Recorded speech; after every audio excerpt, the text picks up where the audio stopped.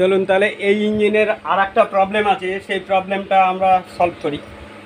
বিষয়টা হচ্ছে রোকারে মোবিল উঠিনি, তার একটা দারুণ কারণ আছে, সেই কারণটাকে আমরা সলভ করব। তো এই ইঞ্জিনগুলো যেরকম এই চায়না ইঞ্জিনের মধ্যে যে পুরনো যে সমস্ত ইঞ্জিনগুলো আছে, চায়নার অরিজিনাল যে ইঞ্জিন, সেই ইঞ্জিনের কিন্তু এইসব সমস্যা কিছু আসে না। যেরকম এই যে রকারে মোবিল ওঠা, যদি না ওঠে ইঞ্জিন তাড়াতাড়ি নষ্ট হয়ে যায়। এই ইঞ্জিনটার স্টার্টিংয়ের যে প্রবলেম রয়েছে, তারপরে হেড তাড়াতাড়ি নষ্ট হয়ে যায় বা আগুন দিয়ে স্টার্ট করতে হয়। এই সমস্যাটার সমাধান করতে গেলে আমাদের এইখানটায় কাজ করতে হবে। এই ক্যামটাকে আমাদের বের করতে হবে।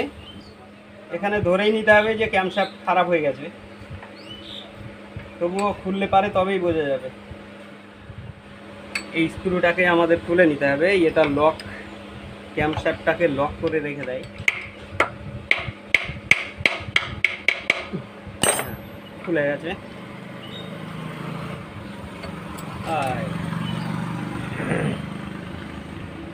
এটা স্ক্রু এই ক্যামশ্যাফটটাকে লক করে রেখে দেয়। এবার আমাদের গভর্নর ফর্কটাকে খুলে নিতে হবে, নাহলে ক্যামশ্যাফটটা বেরোবে না বাইরে।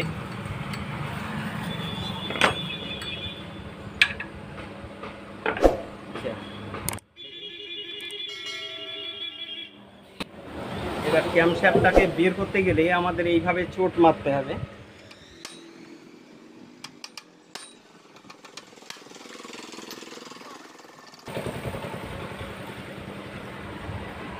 বিয়ারিং তো শেষ।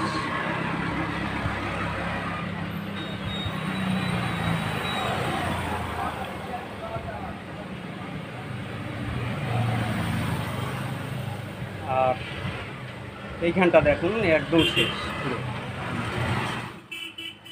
এটা যদিও আছে একটু, কিন্তু এটা একদম শেষ হয়ে গেছে।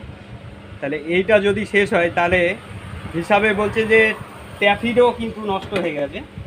ট্যাফিডটাকে খুললে তবেই বোঝা যাবে। হ্যাঁ, শেষ।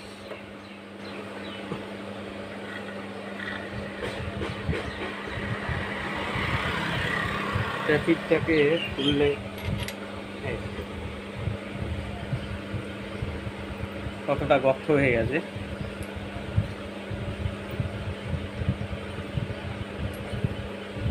তা এই মোবিলের এই ইঞ্জিনের মোবিল সামনের দিকে তোলার কাজ করে এই ট্যাফিড। এই যে গ্রুপগুলো দেখা যাচ্ছে, এই গ্রুপগুলোর মধ্যে মোবিল থাকে। আর যখন ভিতর থেকে কম্প্রেসার দেয়, তা এটা তো আপ ডাউন করে। এই আপ ডাউন করে তখন ওই মোবিলটাকে সামনের দিকে পুশ করে। এটাই হচ্ছে সিস্টেম। তো এটাকে চেঞ্জ করে দিতে হবে আমাদের। চলুন নতুন দিয়ে দিই।